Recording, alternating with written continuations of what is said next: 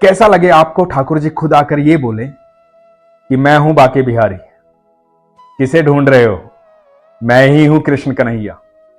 बिल्कुल ऐसा ही हुआ था वृंदावन के बाके बिहारी के मंदिर में। ये प्रसंग सुनिए, बड़ा अद्भुत प्रसंग है। हरे कृष्ण दोस्तों, मैं हूं अनुज शर्मा।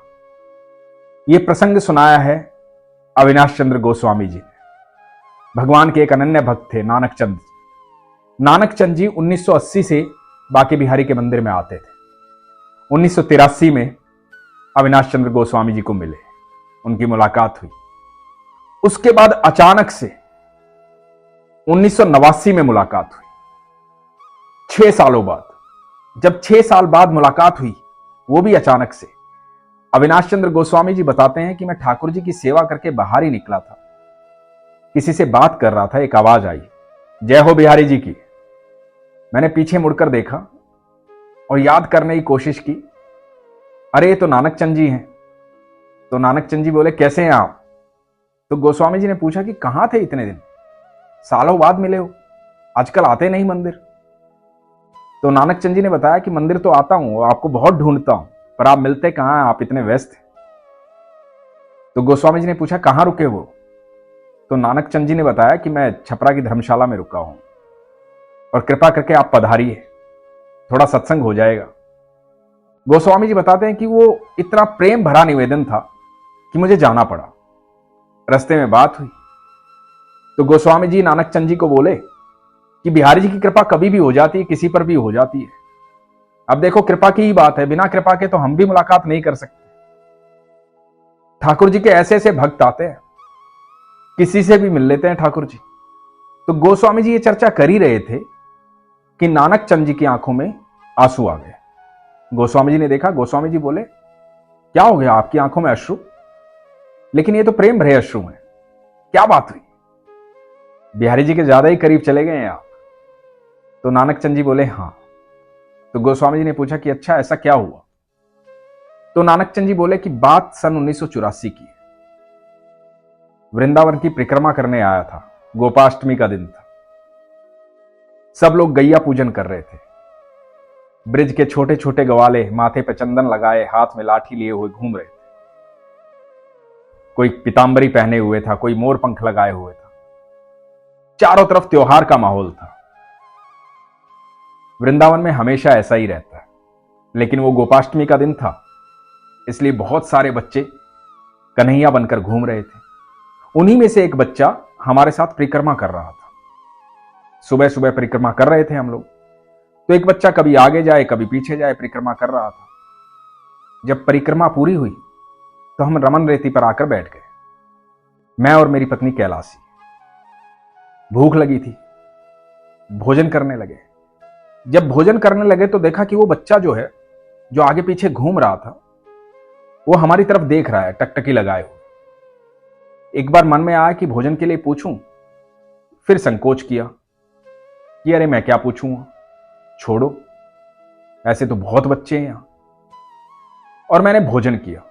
भोजन करके हम दोनों पति पत्नी धर्मशाला आ गए। धर्मशाला आकर के वहां विश्राम करने लगे। दोपहर का समय था, निंद्रा आ गई। जब निंद्रा आई तो स्वप्न आया। स्वप्न में वही बच्चा आया और बच्चा आकर के कहता है कि पहचाना मुझे, कौन हूं मैं? तो मैंने कहा हां पहचाना। तो बच्चा बोला कि कौन? तो मैंने उसको कहा कि तुम तो वही हो ना जो परिक्रमा में साथ साथ घूम रहे थे, ब्रिजवासी। तो बच्चा बोला, हां ब्रिजवासी तो हूं मैं, लेकिन तुझे पता नहीं, तू बहुत सीधा है। मैं बिहारी हूं, बाके बिहारी। भूखा मार दिया आज तूने मुझे। तो मैं चुपचाप देखता रहा। तो बच्चा बोला कि परिक्रमा में साथ साथ रहा तेरे, तूने पहचाना नहीं। उसके बाद रमन की रेती पर जब तू भोजन कर रहा था, तूने मुझे देखा भी और संकोच के कारण भोजन पूछा भी नहीं। मुझे लगा था कि भोजन के लिए पूछेगा, बुलाएगा, साथ में भोजन करूंगा, लेकिन तुमने तो भोजन के लिए मुझे पूछा भी नहीं, अपने आप भोजन किया और चले आए यहां विश्राम करने। ये बात सुनी और सुनकर के नानक चंद जी सपने में ही हड़बड़ा कर उठे। पत्नी साथ में ही सो रही थी पत्नी भी चौंक गई। पत्नी ने बोला, क्या हुआ, कोई बुरा सपना देख लिया? तो मैंने कहा कि नहीं, बिहारी जी के दर्शन कर रहा था, बिहारी जी मिले थे। तो पत्नी ने पूछा, बिहारी जी मिले थे? तो पत्नी को सारी बात बताई कि वो जो बच्चा आगे पीछे घूम रहा था, वो बच्चा सपने में आया और कह रहा था कि मैं बिहारी जी हूं, और मैंने उन्हें भोजन नहीं करवाया। हालांकि मेरी बड़ी इच्छा थी, लेकिन मन में संकोच था, इसलिए भोजन नहीं करवाया, भोजन के लिए नहीं बुलाया। तो शाम को मंदिर चलते हैं, ठाकुर जी के दर्शन करके आते हैं, ठाकुर जी से मिलकर आते हैं। तो ठाकुर जी से मिलने जाना था। पत्नी को बोले, आप तैयार हो जाओ, मैं कुछ फल ले आता हूं। तो पत्नी ने कहा कि क्या फल लेकर आओ? तो मैंने कहा कि फिर वही बात कर रही, हमें सोचने का अधिकार कहां है? ये तो ठाकुर की मर्जी है, ठाकुर को क्या खाना है, जो उसकी इच्छा होगी वो फल दिलवा देगा। तो बाजार से नानक चंद जी केले ले आए और पत्नी को लाकर कहा कि इसका अमनिया बना दो, मंदिर ले चलेंगे, भोग लगवाएंगे। और पत्नी ने केले लेकर के उसके छोटे छोटे टुकड़े किए, अमनिया बनाया, और पति पत्नी दोनों बांके बिहारी के मंदिर गए। थाली में अमनिया रखा हुआ था, उस पर लाल कपड़ा ढका हुआ था। मंदिर पहुंचे। नानक चंद जी बताते हैं कि जब मैं मंदिर में घुसने लगा तो एक बुजुर्ग गोस्वामी आया और उन्होंने कहा कि भोग लगाने आए हो ठाकुर जी को? तो मैंने कहा हां। तो नानक चंद जी ने कहा कि भोग तो लगाना है, लेकिन पता नहीं लगाना कैसे है और किसको देना है, कैसे पहुंचेगा ठाकुर जी तक। तो गोस्वामी जी बोले कि अरे भैया, यहां तक आ गए हो, जब उसने बुला लिया है तो आगे भी पहुंच जाएगा, तो ले जाओ वहां देखो कटघरे में ऊपर, वहां भंडारी जी खड़े हैं, उनको दे दो। तो नानक चंद जी अपनी पत्नी कैलाशी के साथ ऊपर चढ़े, भंडारी जी के पास जा रहे थे। बताते हैं कि निज मंदिर से एक बच्चा बाहर निकल कर आया और उसने इनके हाथ से वो अमनिया वाला प्रसाद जो है वो ले लिया और मंदिर के अंदर चला गया। ये बच्चे को देख नहीं पाए, इनका ध्यान ठाकुर जी की तरफ, बिहारी जी की तरफ, और वहां जाने के बाद तो बिहारी जी की तरफ ही ध्यान रहता है। तो बच्चा थोड़ी देर में वापस आया। बच्चा आके वापस आकर के इनको बोला कि लो प्रसाद, भोग लगा लिया है मैंने। जब उस बच्चे ने ऐसा कहा तो दोनों की नजर उस बच्चे पर गई। नानक चंद जी बताते हैं कि ये वही बच्चा था जो परिक्रमा में साथ था, ये वही बच्चा था जो स्वप्न में साथ था। तो नानक चंद जी ने उससे पूछा कि तुम तो वही हो ना जो परिक्रमा में साथ थे, मेरे सपने में आए थे? तो बच्चे ने कहा, हां मैं ही तो हूं बांके बिहारी। तो नानक चंद जी उसे छूने वाले थे, इतने में बताते हैं कि वो बच्चा कहां चला गया पता नहीं। खूब ढूंढा लेकिन कहीं नहीं मिला। देखते देखते आंखों से ओझल हो गया। नानक चंद जी कहते हैं, मेरी आंखों का वहम नहीं है, मैं मेरे बिहारी जी से मिला हूं, मेरे ठाकुर जी से मिला हूं, मैंने देखा है उन्हें, उन्होंने खुद कहा था कि मैं ही हूं बांके बिहारी।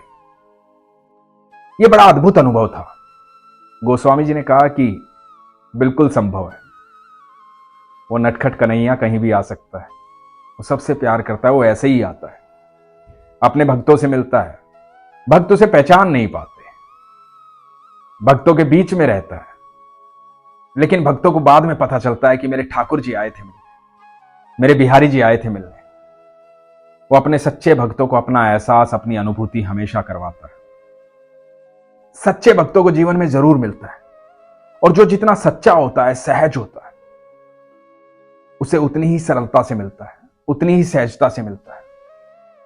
दोस्तों, यह सच है कि ईश्वर आपके आसपास हमेशा रहते हैं, आपका विश्वास होना चाहिए। एक बात और है जो इस अनुभव में है, वो बड़ी कमाल की है। यह बहुत बार होता है कि हमारे मन में इच्छा होती है किसी को दान देने की, किसी को भोजन करवाने की, लेकिन संकोचवश हम ना भोजन करवाते हैं, ना दान देते हैं, आगे बढ़ जाते हैं, और कई बार हम इग्नोर भी कर देते हैं। याद रखिए, हर जीव के भीतर कृष्ण है। नारायण किस रूप में आपको मिल जाएंगे आपको पता नहीं, इसलिए हर जीव की सेवा कीजिए। यदि आप सक्षम हैं, किसी की मदद कर सकते हैं, किसी की आवश्यकता को पूर्ण कर सकते हैं, तो अवश्य कीजिए। किसी की आवश्यकता को पूर्ण करना आपका कर्तव्य है, यदि आपकी मूलभूत आवश्यकताएं ईश्वर ने पूरी की। आप यकीन मानना, आप कृष्ण को इस प्रकार सुख पहुंचाते हैं जब आप उसके बनाए हुए जीवों की रक्षा करते हैं, उनको सुख देते हैं, उनके भोजन की व्यवस्था करते हैं, श्री कृष्ण हमेशा सबके भीतर वास करते हैं। जब आपकी नजर इस तरह से हो जाएगी कि सबके भीतर मेरे ठाकुर रहते हैं, सबके भीतर मेरे कृष्ण रहते हैं, तो आप सब जीवों की इज्जत करेंगे, उनकी सेवा करेंगे, उनको मदद करेंगे। आप यकीन मानना, जब आपके जीवन में ऐसा समय आ जाएगा, ईश्वर आपको अपनी अनुभूति करवाएंगे, ईश्वर आपसे मिलेंगे, ईश्वर आपसे बात करेंगे। ईश्वर बहुत सरल है, सहज है, प्रिय है, हम सबसे बहुत प्यार करते हैं। लेकिन जब हम उन पे विश्वास करते हैं, हम उनसे प्यार करते हैं, हम सरल होते हैं, हम सहज होते हैं, हम सच्चे होते हैं, तो आप यकीन मानना हम कभी उनसे दूर नहीं होते हैं और जीवन में किसी प्रकार का कष्ट नहीं आता है। आप सक्षम होना चाहते हैं, आप दिल से ये चाहते हैं कि आपके पास ऐसी व्यवस्थाएं हो कि आप दूसरों की मदद कर सकें, तो सबसे पहले विश्वास करना सीखिए और जितना आपके पास है, जो भी आप कर सकते हैं, उससे ही मदद करना शुरू कीजिए। ये मत सोचिए कि मेरे पास इतना होगा तब मैं मदद करूंगा, इतना होगा तब आवश्यकताएं पूर्ण करूंगा दूसरों की। नहीं, आज से ही जो भी व्यवस्था आप दूसरों के लिए कर सकते हैं, करना शुरू कीजिए। फिर देखिए, ईश्वर हर पल आपको अपनी अनुभूति करवाएंगे। अपने विश्वास को मजबूत रखिए, अपना ख्याल रखिए। हरे कृष्ण।